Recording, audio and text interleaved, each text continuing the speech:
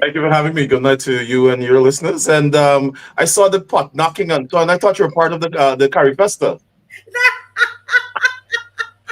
You see how I sweat? I sweated because I was here dancing and knocking, and I got my conch shell. I don't know how to blow That's it, what but that's why I'm saying it was Curry Festa in the studio yes, it's Curry Festa. Well, we have in Curry Festa on the right now, outside. right? Yes, we have Curry Festa going on the outside. A whole lot of spending of money, etc.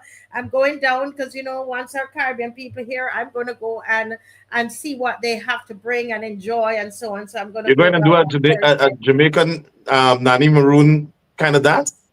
What,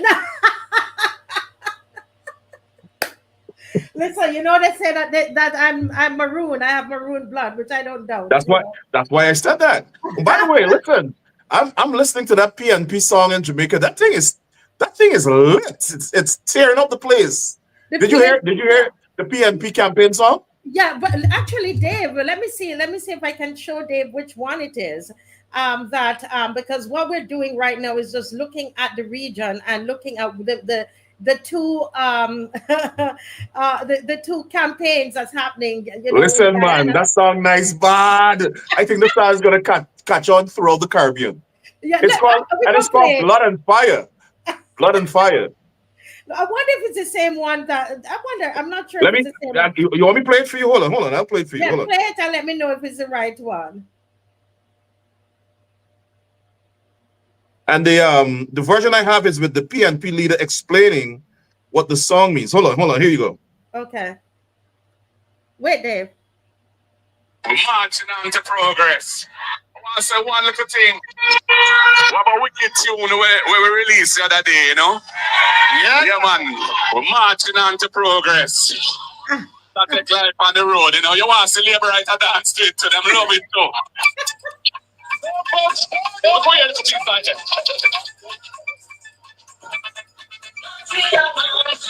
March, March. Yes, we got it. We're gonna play it. We're gonna play it. I love it. Dave, play, Dave. I think that's what we have, Dave. Go ahead and play it. There's something covering it, Dave.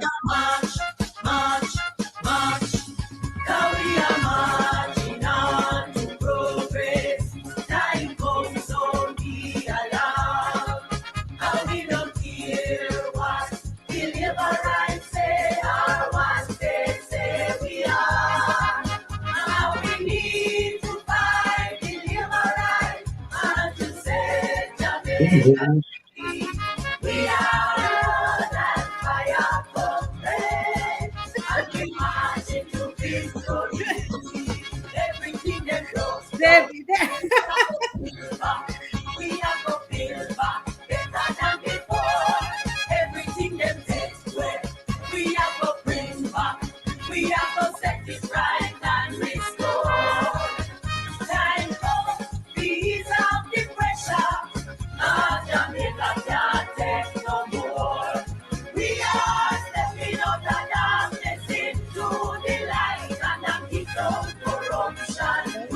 okay, Dave, we can close it off. Yeah.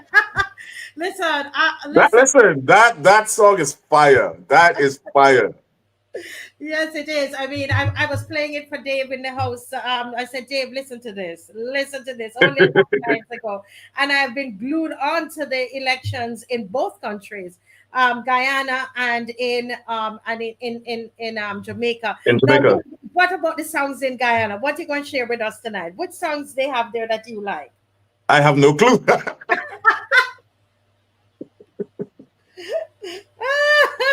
I can send you the APNU song if I can find it.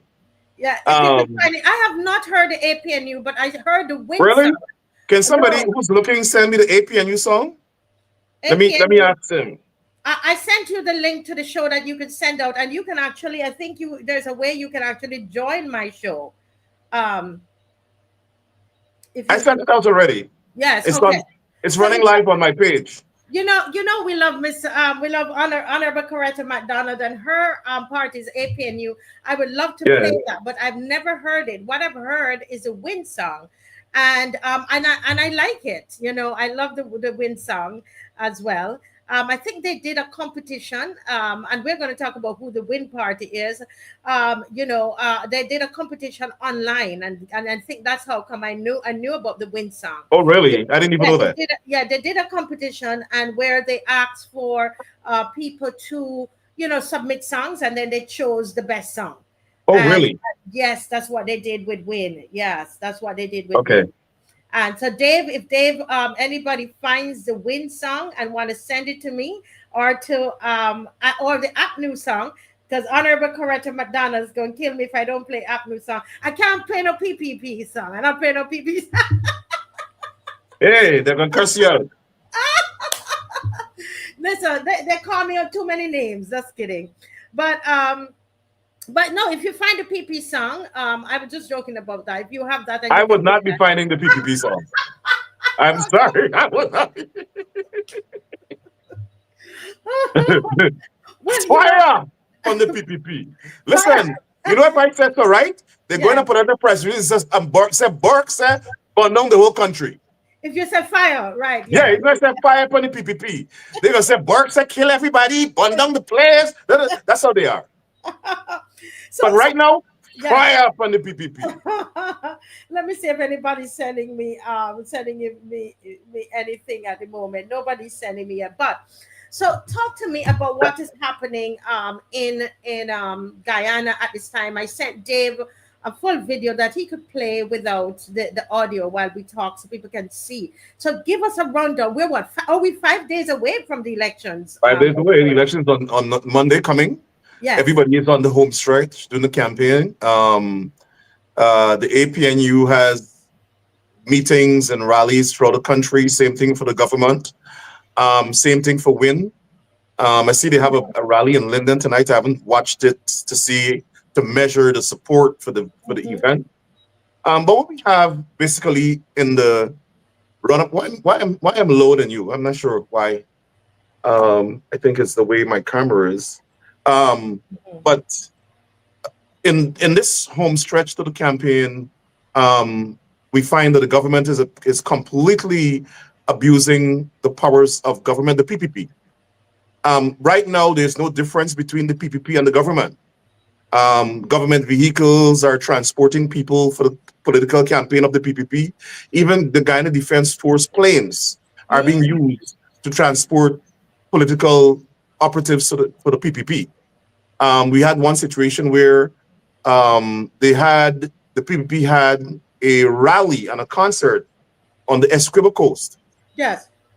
And based on complaints from GDF officers, they diverted a plane that was going to go to the border to carry supplies to the soldiers at the border, to carry PPP operatives to Essequibo coast, where they can easily go by boat, where they can easily go with other planes, but they think that they own the country and the country's resources. So they took a plane from going to supply food to the soldiers on the border, so as to take party people to Essequibo coast. The second thing I want to say, in terms of the abuse, let's clarify for those people who are watching. So the PPP is the party ruling party. The ruling party. The Right. ruling party is a PPP, and they're using all the resources of the state, of the government for the of campaign. the government, as though it is for the party. Interesting. Right. They don't care. They don't care. They're painting the schools in the colors of the party flag.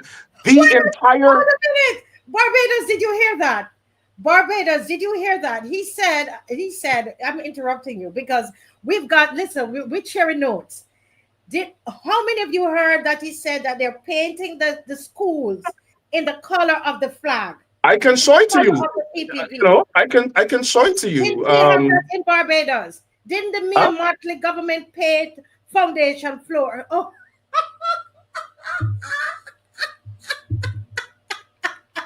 Right? In addition to that, the entire country is littered with PPP flags, 10, 15, 3, 4, 5 on a pole. They're painting all the light poles in the party colors. Right? They want to show overwhelming dominance. Mm-hmm. Everything and every place has a PPP flag. The other thing they're doing is they are using, so the government gave out cash grants. And when they gave out cash grants, they demanded that everybody who receive a cash grant has to give the government their information. And since then, we've been warning people, the reason they want to do that is because they want to use information for elections. Yes. They denied it. Now, they have been caught. They're using the numbers, and they have a government established call center where these people are paid by the government $10,000 a week. And they're calling everybody who got the cash grants, all how many hundreds of thousands of people, and tell them vote for the PPP. And people are complaining that if they tell them no, they say, well, we got your information, we know where you live, and they're threatening people, voter intimidation.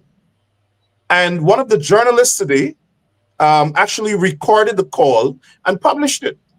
I can send it to you for you to pay. As a matter of fact, let me send it. Because send it, because I saw it somewhere. Oh, I have it. Because you I have have it. Let me send it again to you, Dave. We have it here, and we really need to play this. When I saw this, again, we're sharing notes. For those who are watching from Guyana, welcome. Those who are watching from Dominica, welcome. Those from Barbados, you know you're always welcome. Jamaica. Now, why we need to share notes in the Caribbean? Because guess what, Rickford? We were given $300 here in Barbados in May, and you had to go in and get it. You see, and so here it is. Did they collect the information? Are they going? See, somebody saying it's the same thing. So we don't have elections here yet, but they might plan to do the same thing, because she claims she's brother to your president, to Ali. yeah, she's claiming she's brother to a killer. She's claiming she's brother to a killer. While you look at that, the other thing that they're doing is they're obstructing the opposition from conducting the political parties. They're using the police to do it. The police commissioner is a lackey, the most unqualified police commissioner in the history of the country, but they manipulate him. And in 2015, they got him to order. He was a commander in Linden. They got him to actually order that 3 protesters be shot and killed. Mm-hmm. They've done it again in Linden this year. They shot and killed one man, and when people started to protest, they shot and killed one of the other protesters. So this government has been using him to gun down black people. He's black. And so they could say, well, this is not racism. The commissioner is black. And so he and his police have been obstructing the opposition.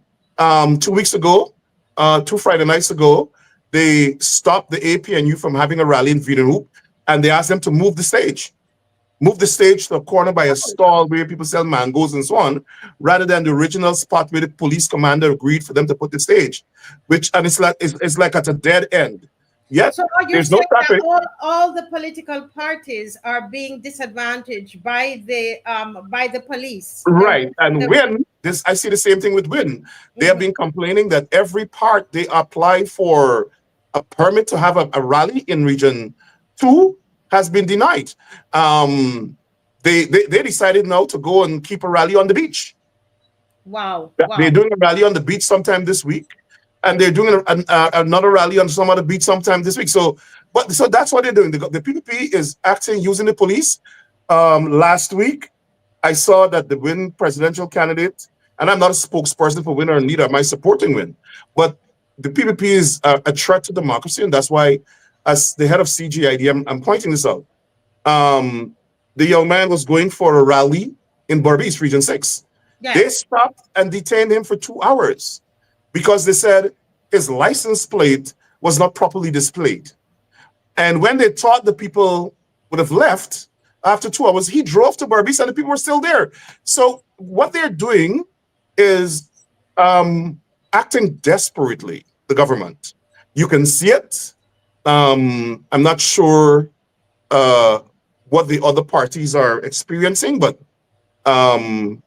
I see somebody is sending me some messages here. Yeah.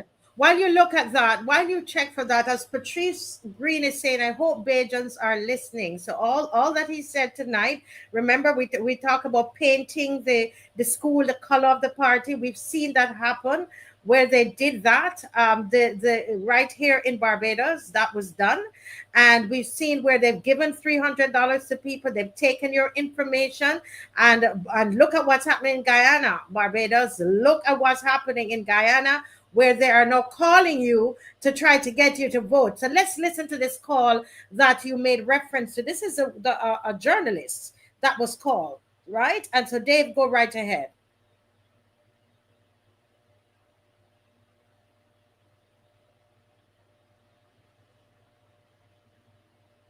As we wait for it to start, guys, please like and share. Go right ahead, Dave.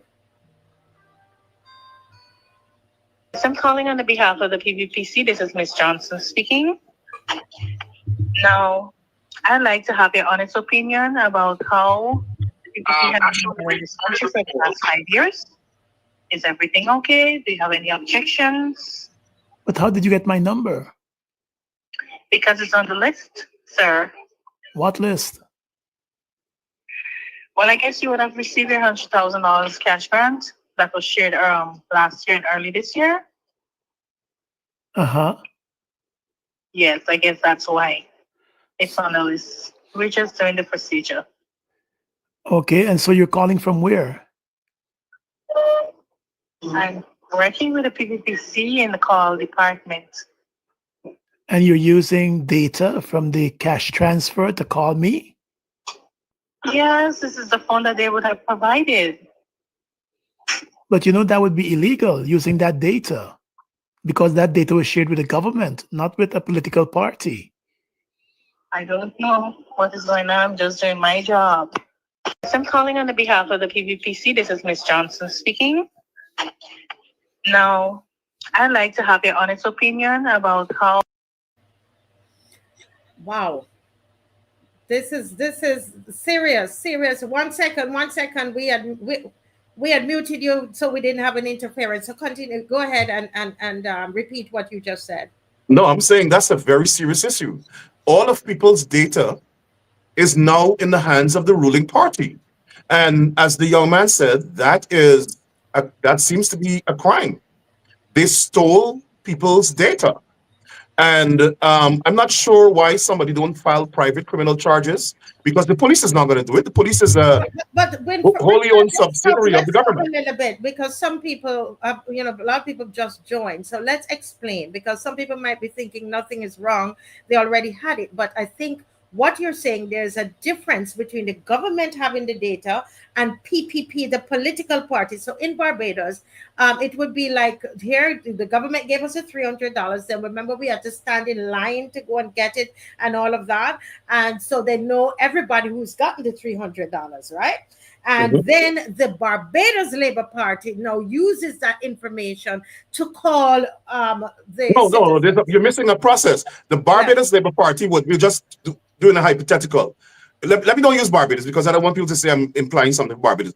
The ruling party of Guyana then stole that data, people's personal data from the government computers, and they have it in their own computer, the party's computers.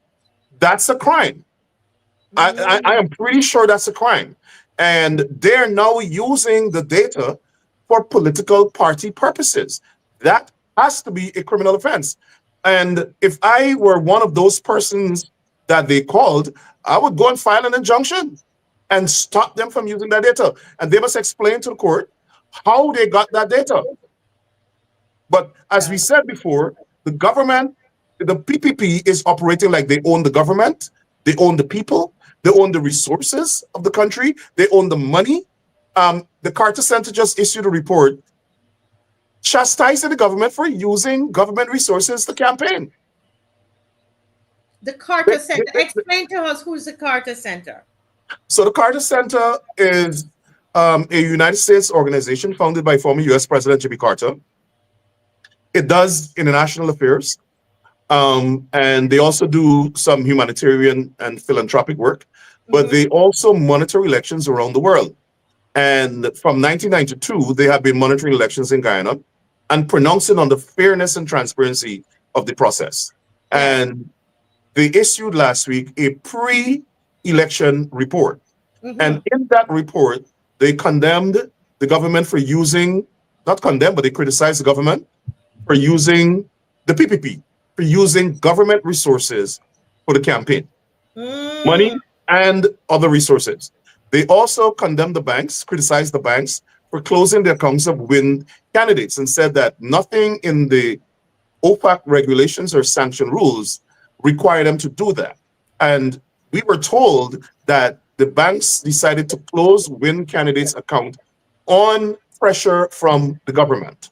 Can you pause there again, because we're not Guyanese, so we're not everybody is following, right? So I'm doing it deliberately. So explain to us what happened to these win candidates. Break that down for us. Okay, so the leader of the win party, We Invest in Neighborhood, is Azuddin Mohammed. In June 2024, the U.S. Treasury Department, through OFAC, sanctioned him for alleged tax evasion and gold smuggling. Now, under U.S. law, once you're sanctioned, anyone that does business with you, directly with you, can also be subjected to U.S. sanctions. Now, because these people joined the Win Party and became candidates on the list that was submitted to the Elections Commission, the banks in Guyana who have an affiliation with the government, with the ruling party, canceled these people's account, closed their accounts, their bank accounts. And the government was very adamant that they did it to comply with OFAC sanctions. OFAC itself issued a statement saying, unless you're doing business directly with the sanctioned person, you're not in jeopardy or risk of sanctions.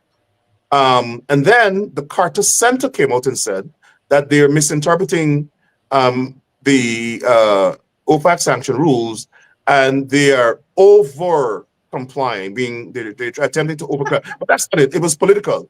The government is trying every avenue it possibly can to diminish, obstruct the democratic process. And they're using the fact that this young man and his family, his father and his family business was sanctioned to do it. And it's undermining democracy. If wasn't him, if the main opposition party was such a threat to them as well, and they would have found something else to use to obstruct.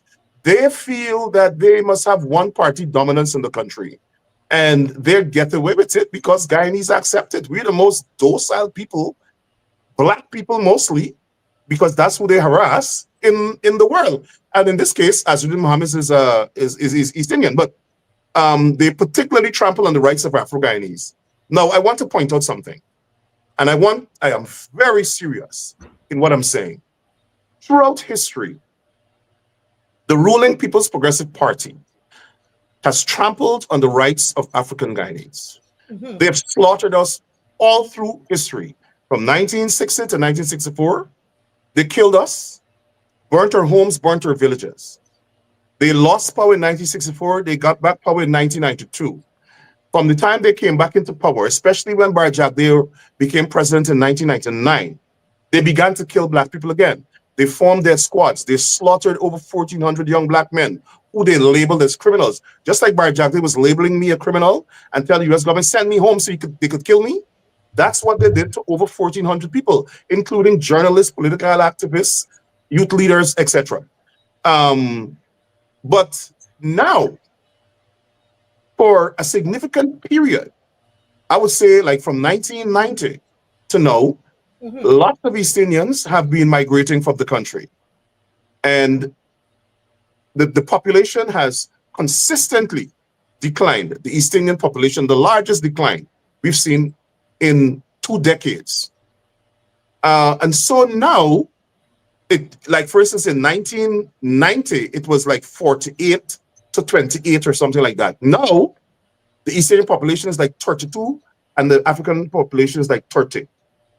So we're almost the same. We're not a minority, but because the PPP throughout history has maltreated us, mistreated us, ill-treated us, discriminated against us, marginalized us, and people, African Guyanese, in mass did not support them. Individually, you would find some people who fell out with the PNC or the APNU crossing over to the PPP. Now that they found themselves in a situation where the population, they've lost about 10% of their population, the East Indians.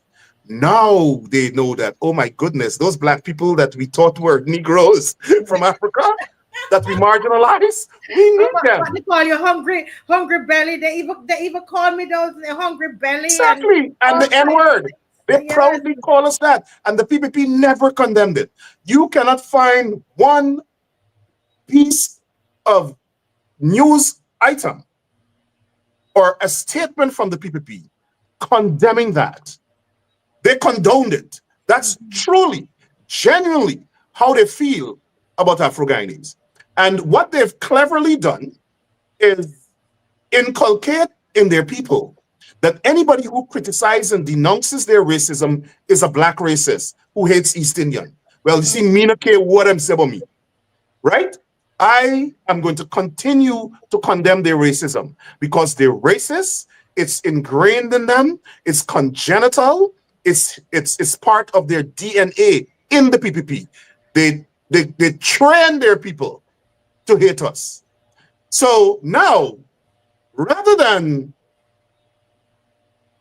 having a come to Jesus moment, rather than say, listen, Afro-Guyanese community, we've mistreated you guys, or you guys perceive that we have mistreated you. However you interpret it, we apologize. Yeah. We know that under our government, you lost 1,400 young black men. However we know that some of our activists killed people in 1964. We know that you're angry with us. Well, we ask for your forgiveness. And let us work together now to find justice where it's needed and build the country together. No, because them don't think that we deserve that. They don't think we deserve justice, right? So what you think is their approach? Dash little money and get them and tell them, come vote for we gonna make your life better, and we gonna get $2 contract and $3 contract for sending for go read, we drain and so on. Listen, it is almost like they have read the playbook of the Atlantic slave trade. They pick out a couple of black people that they give contracts to, or that they promise positions. Some of them they pay. And they send them to the black community and tell them, go bring black people to the party. That's why we call them slave catchers, because back in slavery, some of these tribesmen and chiefs were paid by slave traders and slave owners to go and catch their fellow Africans, and they brought them back and they sold them, right, to slave traders. That's exactly what some of the black folk in Guyana are doing. Now, finish and then I have a question. Let me finish this thought.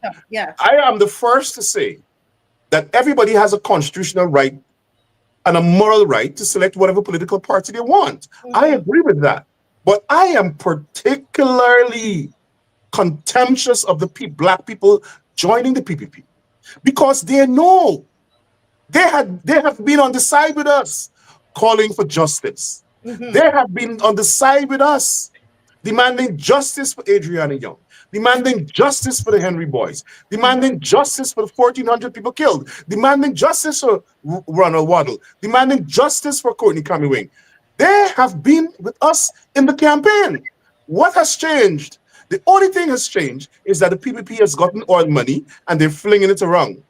Now, what you're telling me is that you now embrace the murder of Adriana Young and the cover-up. You now embrace the cover-up of the Henry Boys murder. You now embrace extrajudicial killing. You now embrace a genocide against your own people. It is unacceptable. It's an abomination. And that's why we call them slave traders. Sorry, slave catchers. Slave catchers. No apology.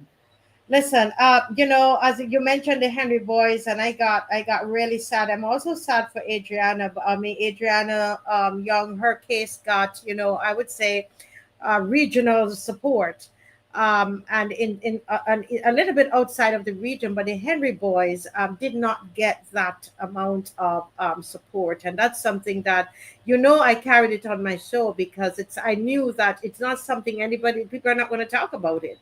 And these young men died, and there's been no justice for them, They were and slaughtered and they they were tormented their family. slaughtered.